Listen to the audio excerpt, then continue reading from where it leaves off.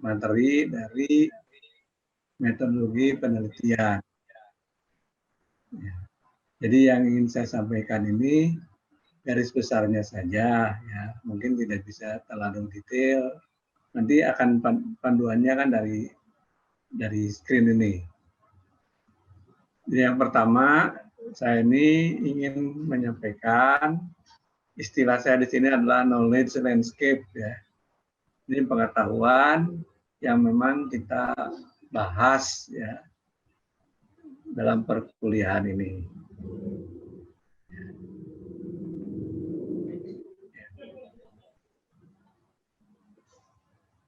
Nah, jadi materi utamanya itu saya berikan gambar dari body of knowledge model yang ada di Fasilkom atau yang saya desain untuk Fasilkom. Di sini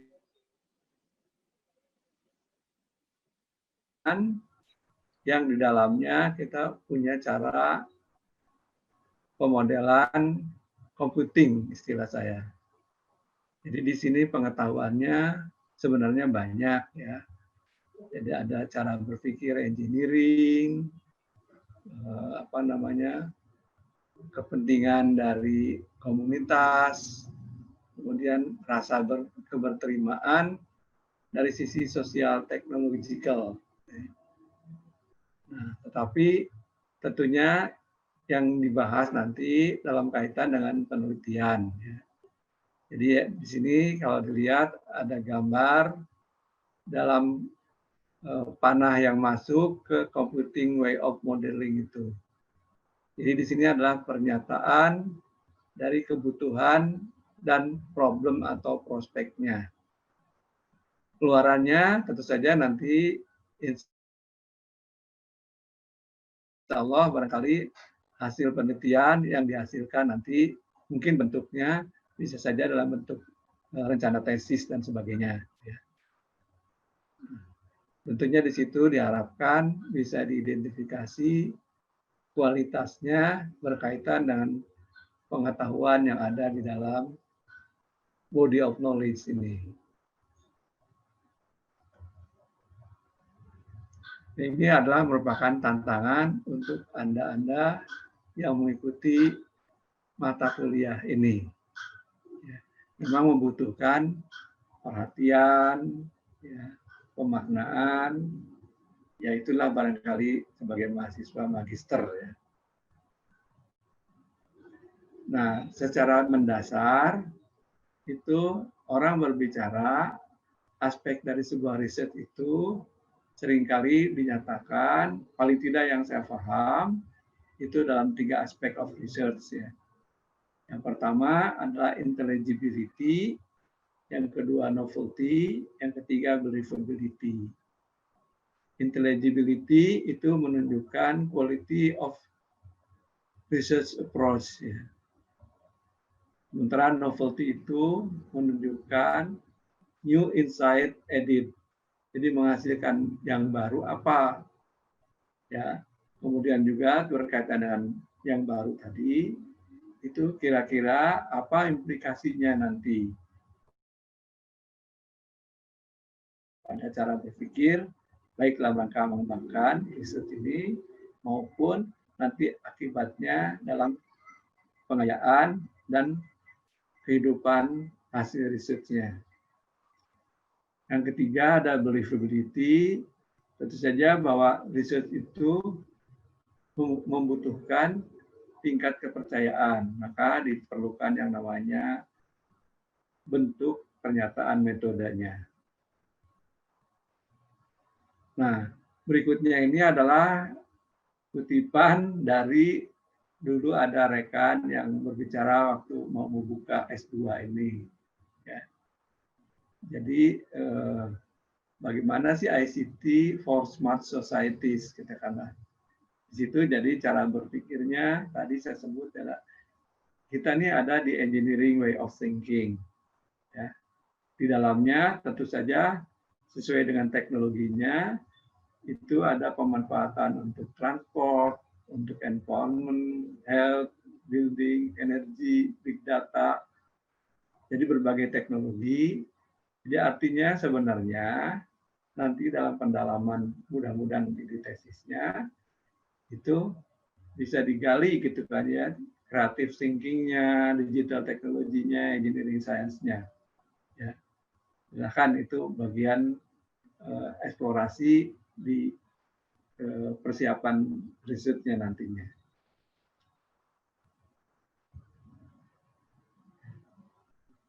Oke. Nah, kemudian bagaimana riset itu ya? Saya mengutip ini dari satu sumber ya, yaitu yang berbicara Bodabom namanya, itu mengenai cara berpikir filosofik yang berkaitan dengan riset ya.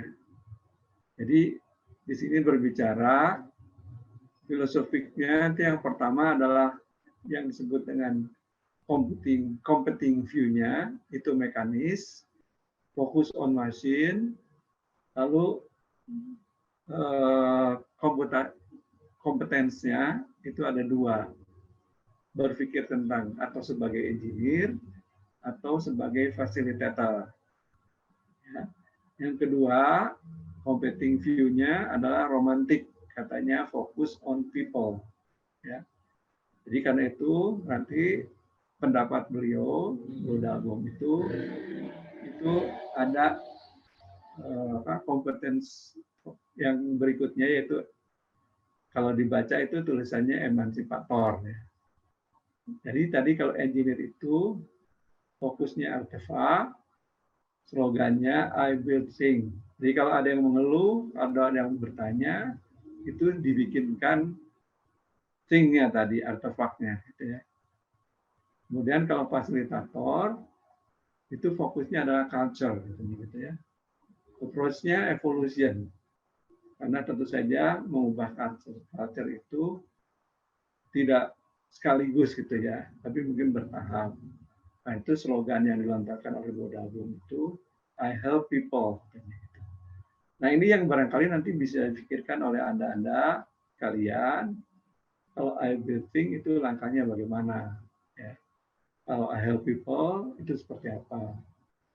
Nah yang ketiga, itu emancipator itu computing view-nya adalah romantic, focus on people. Gitu ya. Jadi bagaimana mengajak people dalam rangka menjalani penelitian yang dilakukan atau hasilnya.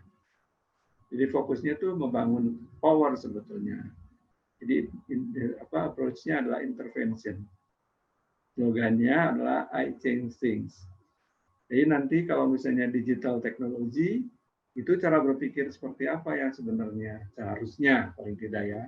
Mungkin nanti tergantung nanti bagaimana dari kupasan Anda di dalam merencanakan penelitian.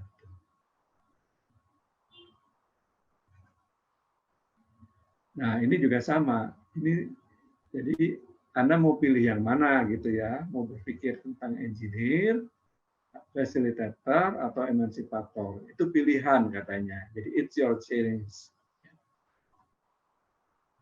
Nah, jadi pilih fokusnya itu bisa, kalau menurut saya, bisa kita berbicara problem, berarti jawabannya adalah solution, atau berbicara prospek, dan jawabannya adalah satu future, ya, masa depan. Jadi masa depan teknologi, masa depan culture, ataupun masa depan perubahan berpikir yang ada di lingkungannya.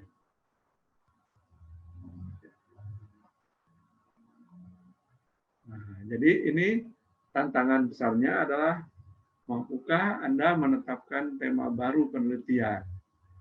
Jadi penelitiannya pasti S1 sudah pernah bikin kan ya. Itu. Jadi seperti Anda ini bikin apa, pakai AI kalau nggak salah ya. Itu. Nah, di sini ada tema-tema yang saya cantumkan, ada macam-macam. Ada exploring the knowledge, exploring teori, metode, exploring teknologi, istilah saya ini exploring ya, jadi mengeksplorasi, mencoba, menggagas, nanti melakukan penelitiannya, tentu saja ini bisa setahun, bisa juga panjang. Mungkin pernah saya katakan bahwa S2 yang saya rencanakan ini sebenarnya bisa menjadi tahun pertama dari penelitian yang panjang. Ya. Jadi kalau exploring the knowledge, itu harus melakukan observasi, analisis, yang menyimpulkan dalam sejumlah domain atau lingkungan.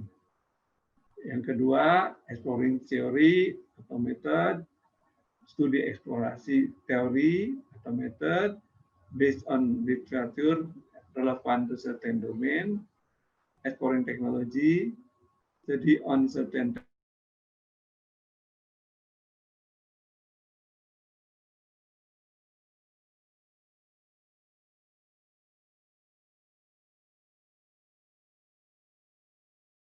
teknologi, engineering community dalam rangka menerapkan cara berpikir engineering atau tadi fasilitator dan sebagainya. Lalu terakhir dalam gambar ini tulisan yang saya coba lontarkan ya, artinya nanti kan tentunya mudah-mudahan Anda semuanya bisa memahaminya, lalu nanti mencoba melakukan eksplorasinya masing-masing. Yang terakhir ini adalah developing software application.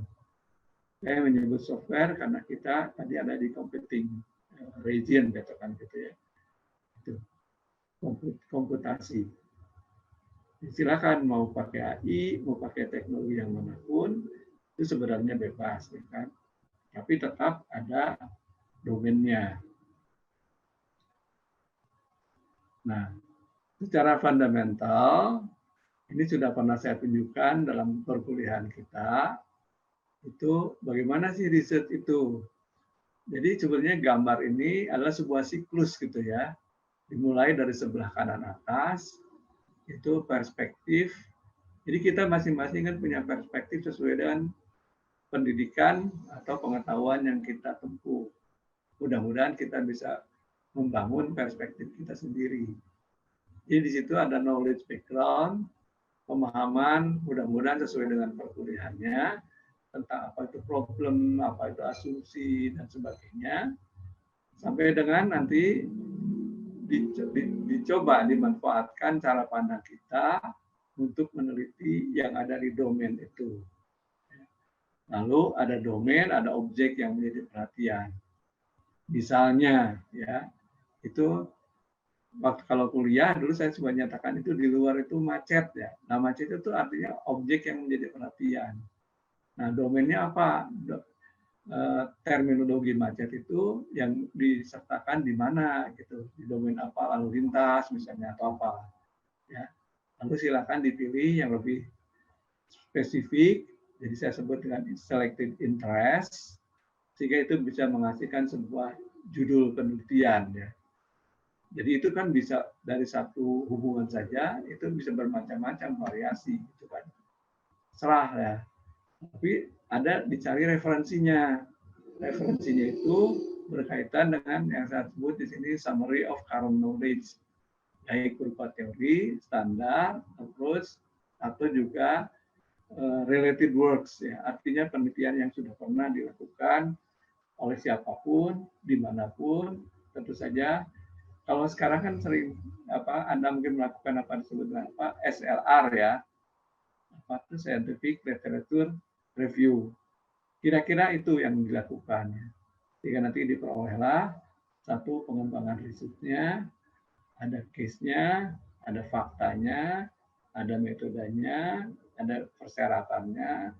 Lalu kalau sudah selesai, tentu saja itu dapat dihasilkan sebuah kesimpulan. Biasanya riset itu hasilnya adalah pengetahuan gitu ya, knowledge katanya gitu ya. Bahwa di sana berserta yang namanya artefaknya, ya. Tapi bukan hanya artefak, ya, ada pengetahuannya. Karena tadi kan pengetahuan itu bisa berhubungan dengan bagaimana untuk memanfaatkannya dan sebagainya. Nah, bagaimana penelitian program magister itu? Kalau menurut pendapat saya, itu membangun pemahaman dan pemaknaan diri mahasiswa untuk kita masing-masing, untuk berlatih menerapkan pengetahuan yang diperoleh sebagai hasil eksplorasi studinya dalam knowledge emerging and in-depth. Nah, ini kalimat saya. Jadi sesuai temanya, kita sebaiknya meluaskan kesekitaran dari pengetahuan dan teknologi tadi. Tadi kan sudah ditunjukkan ya, kalau bicara transportasi itu pengetahuan apa. Jadi bisa banyak macamnya sebenarnya gitu kan. Dan digunakan dalam menyelesaikan. Apa penyelesaiannya? Tadi sudah dilontarkan, bisa problem pasangannya adalah solution, tapi tentu saja dalam proses kita harus bisa mengelola waktu, berpikir kritis, serta meningkatkan keterampilan dalam mengkomunikasikan hasil penelitian. Ya. Nah, karena itu jadi kualifikasi tesis kalau menurut pendapat saya, ini sudah pernah saya sampaikan di fakultas, ada kalau yang sering kan muncul yang namanya abstrak. Ya. Nah, tapi dalam pengamatan saya mungkin abstrak itu juga benar. Ya. Tapi saya usul ada kerangka benar, baik, bagus, 3B istilah saya ya. Jadi mengikuti konsep perspektif for the research yang tadi sudah saya sampaikan dalam bentuk gambar. Jadi sebuah karya tesis dalam tema dan domain apapun sebaiknya memaknai benar atau the truth-nya, baik sistematik dan bagus inovatif. Jadi kualifikasi minimum untuk sebuah tesis itu adalah memenuhi benar dan baik, artinya dapat menunjukkan benar dari sudut konteks pengetahuan, bukti dan sumber teori, atau empirik hasil pengamatan pengalaman individu, dan baik dengan menunjukkan sistematis dalam laporan tesisnya. Bagus itu menunjukkan pandangan kajian noveltisnya. Jadi nanti insya Allah barangkali menjadi lengkap pengetahuannya.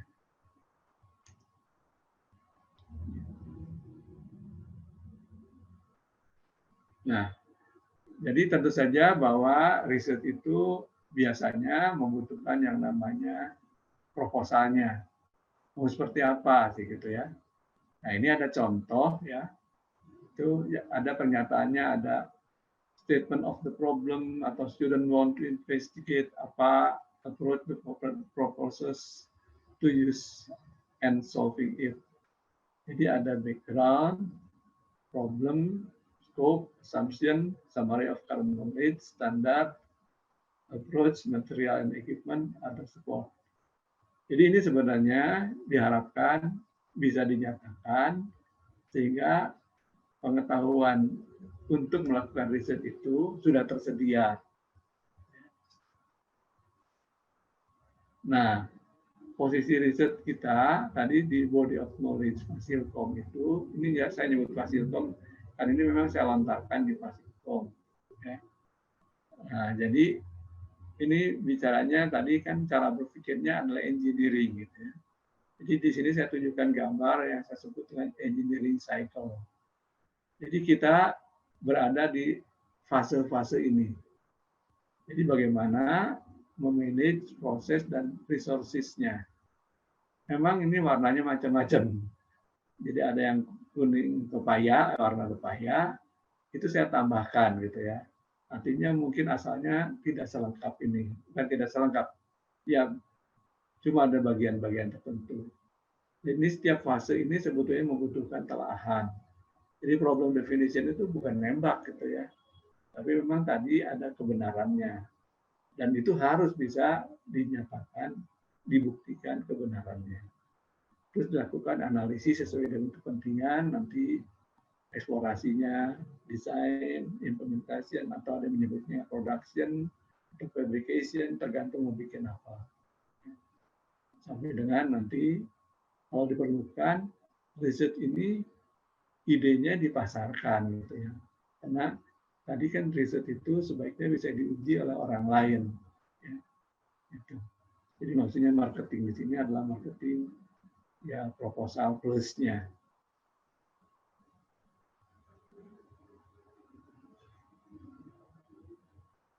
Jadi ini contoh siklus dari sebuah domain tertentu. Dari perspektif apa, diamati, tentu saja ada kemungkinan siklus dalam ranah yang lain. Silakan ini mudah-mudahan menjadi pemikiran ya untuk Anda. Mestinya bukan mudah-mudahan ya. Anda harus berharap untuk bisa melakukan ini. Itulah ciri dari seorang engineer kalau menurut saya. Mau engineer apapun, katakanlah tadi, itu silakan aja. Jadi di sini Anda harus menetapkan posisi penelitian Anda. Mungkin Anda ngoprek-ngoprek di problem definition. Karena menurut Anda, pernyataan problem dari yang pernah ada itu tidak tepat, katakan gitu ya. Tentu saja bahwa semuanya punya ketepatan masing-masing ya, dan membawa konsekuensi dari fase-fase maupun artefak hasilnya nanti. Silakanlah itu diamati ya, istilahnya, lalu mudah-mudahan nanti bisa dipilih yang mana yang lebih tepat untuk Anda sendiri.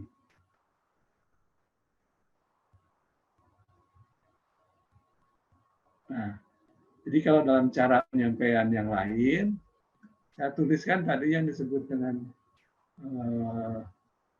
summary of current knowledge ini untuk proposal itu tadi sudah disebutkan ada background dan sebagainya.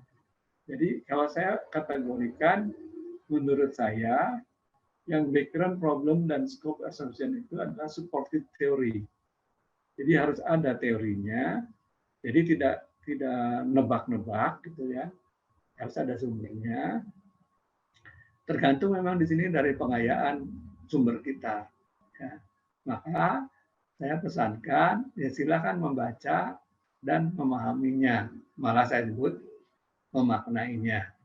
Saya nyebut memaknai itu lebih mendasar dari sekedar memahami. Dan tentunya ada hubungannya dengan orang lain, related groups-nya. Lalu, your knowledge itu apa? Yaitu tentang tadi, yang spesifiknya. Perspektifnya apa, domain dan problemnya, lalu domain related teorinya, dan related teorinya. Ya.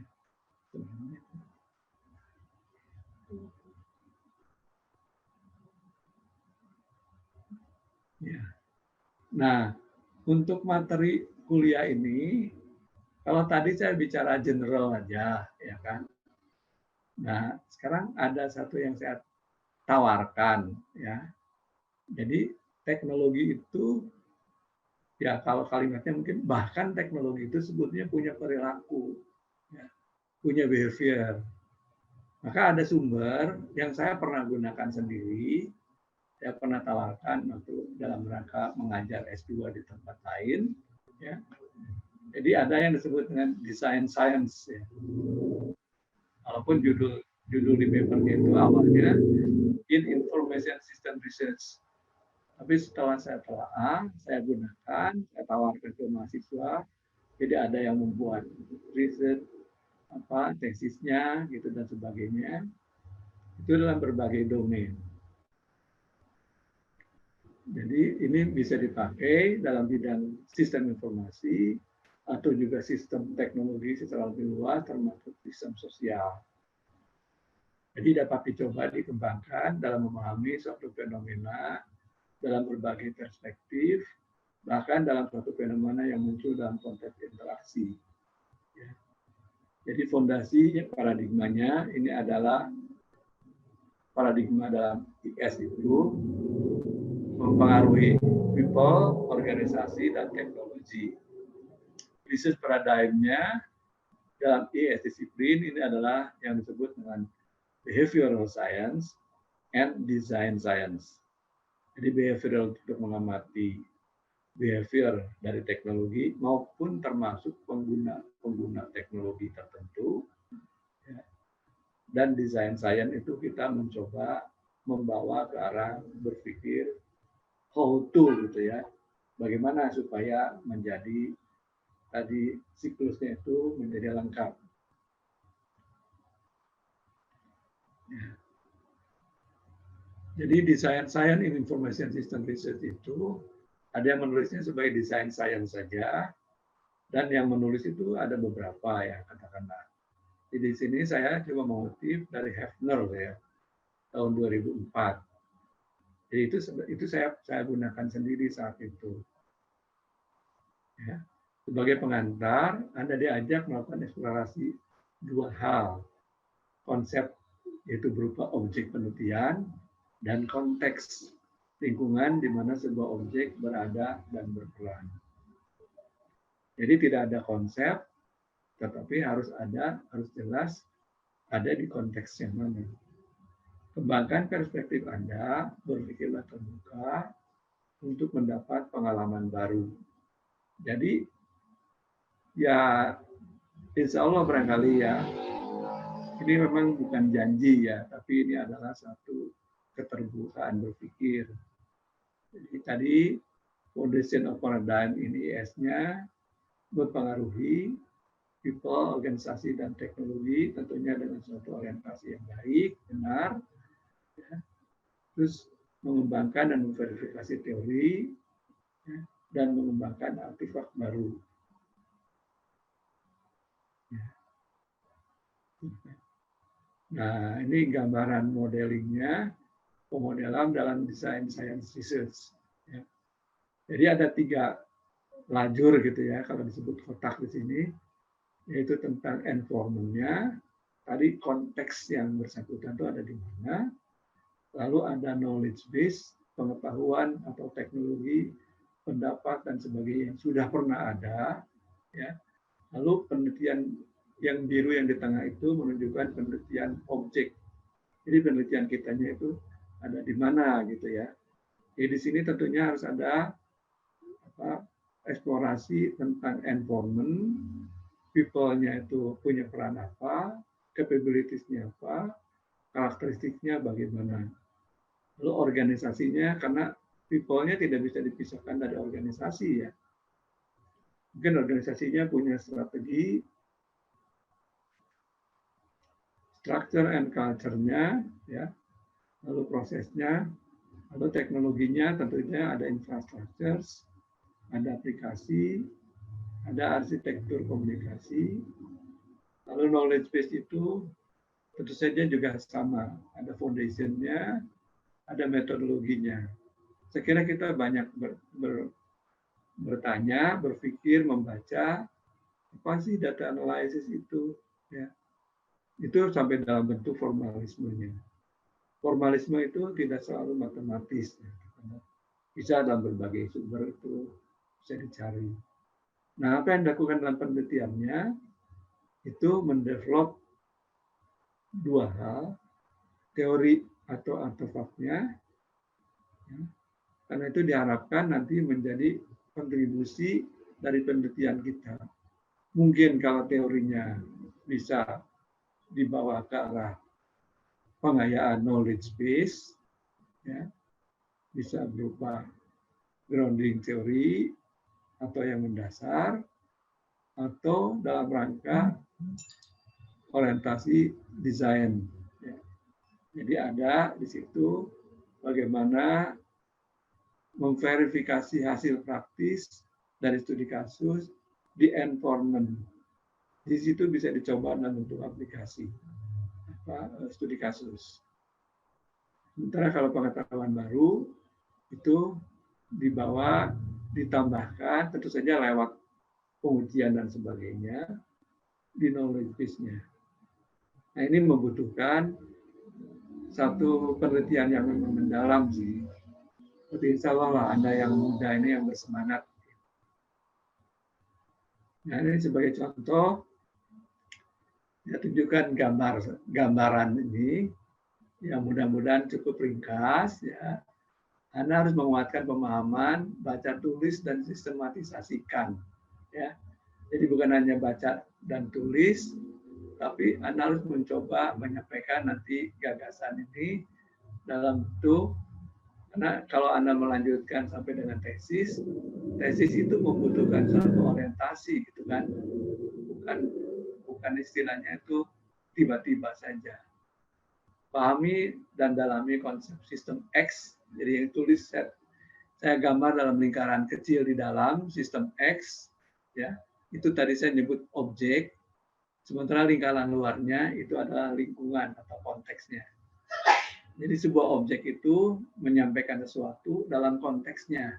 Tidak ada yang di luar konteks kalau menurut teori ini. Kan? Jadi kemudian kembangkan gagasan untuk dapat mengenali model perilaku dari sistem X terhadap dirinya, terhadap teknologi maupun terhadap lingkungannya.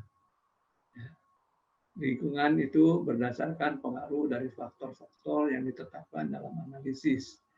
Jadi harus ada nanti menemukan faktor A itu apa, faktor B itu apa, dan sebagainya. Dengan nanti karakteristik itu faktor itu punya perilaku seperti apa. Karena sebuah teknologi itu pasti memiliki kemampuan, keterbatasan, orientasi, tahapan, dan sebagainya. Jadi di sini desain kemungkinan kontribusi melalui peran dari faktor untuk menghasilkan beberapa kemungkinan hasil atau kesimpulan. Nah, uraikan kemungkinan pemanfaatannya. Nah, jadi kalau kualifikasi tesis itu berikutnya kan bagaimana gitu ya. Artinya saya coba lontarkan model konsep dan konteksnya. Jadi di sini saya coba ikuti cara berpikir Hefner secara sederhana. Jadi saya tulis dalam urutan 1, 2, 3, 4, 5, 6. Jadi minta menetapkan konsep penelitian, bisa dari gagasan yang pernah dibuat oleh Anda, atau sesuatu yang baru ke dalam cara berpikir. Kan kalau di perkuliahan saya sudah ingatkan, kemarin waktu S1 bikin apa, neliti apa. Nah, itu mudah-mudahan itu bisa dijelaskan dengan secara lebih nyata. Jadi tulisannya di sini nomor 1, nyatakan objek penelitian Anda sebagai sebuah konsep yang akan diteliti perilakunya. Karena ini meneliti ya. Jadi ini bukan bicara angan-angan, tapi sesuatu yang bisa diteliti. Yang kedua, tetapkan lingkungan tempat objek Anda berada yang akan saling mempengaruhi antara perilaku objek dan lingkungan. Karena itu saling berperilaku, saling berhubungan, saling berinteraksi. Yang ketiga, tetapkan faktor dalam lingkungan yang diduga akan mempengaruhi perilaku dari objek. Ya, jadi objek itu sendiri dengan faktornya itu sebenarnya juga berpengaruh dari internal. Itu kan seperti apa? Lingkungan itu kan juga tidak diam ya, tapi tetap berubah. Terus proses 1, 2, 3 itu Anda dapat menggunakan pengetahuan yang sudah dimiliki dalam knowledge base. Jadi pernyataan itu didukung dengan kekuatan sumber-sumber teori, teknologi, dan sebagainya. Itu mungkin waktu tugas akhir S1 itu suka ada dasar teori. Nah ini supaya lebih lengkap, lebih mendasar. Kemudian yang kelima, lakukan penelitian, mungkin berulang-ulang dalam gambar yang di tengah tadi, itu mungkin iteratif gitu ya. Terus dicoba lagi, sehingga kemudian ada hasil sementaranya yang berupa aplikasi studi kasus, itu dibawa ke lingkungan, dicoba lagi di situ, ternyata ada yang berubah dan sebagainya. Mengikuti logika yang Anda kembangkan. Jadi Anda yang akan meng-guide gitu ya istilahnya nanti bagaimana penelitian ini dilakukan. Dari proses tersebut akan diperoleh hasil berupa pengetahuan baru, mungkin praktis, cukupnya saja, dan kesimpulan dalam bentuk perilaku dalam model objek dan lingkungan yang menjadi wilayah kajian. Nah itulah sebetulnya menjadi pengetahuan baru. Sebetulnya kalau Hefner itu punya ini juga sih, punya gagasannya sendiri, itu pengetahuan barunya berupa apa dan sebagainya. Ya. Jadi di sini bangunlah perspektif penelitian Anda sendiri, tetapkan konteks dan konsepnya. Ya. Nah, ini saya mencoba mengkaitkan dengan model Hefner yang tadi ya. Ditetapkan sebuah konsep tadi sebagai sistem X Bisa diambil apapun, contohnya silakan tetapkan dugaan faktor yang berpengaruh pada sistem X dan lingkungan eksternalnya. Tetapkan faktor yang Anda duga memiliki kemungkinan nilai atau kondisi atau value yang dapat berpengaruh pada perilaku sistem X. Jadi faktor itu juga berpengaruh pada sistem X-nya sendiri. Lakukan proses iterasi untuk melihat reaksi dari sistem X yang memberikan pengaruh pada kondisi lingkungan. Lalu dapatkan pemahaman dan pemaknaan atas situasi tersebut. Mungkin itu bukan final ya. Artinya itu masih diteliti lebih lanjut dengan pendekatan yang berbeda, approach yang berbeda, menggunakan basis teknologi yang berbeda. Itu bisa saja. Jadi research itu, kalau istilah saya itu research beget research.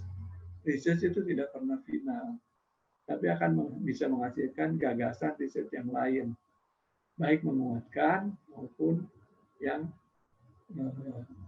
meminta eksplorasi lebih lanjut.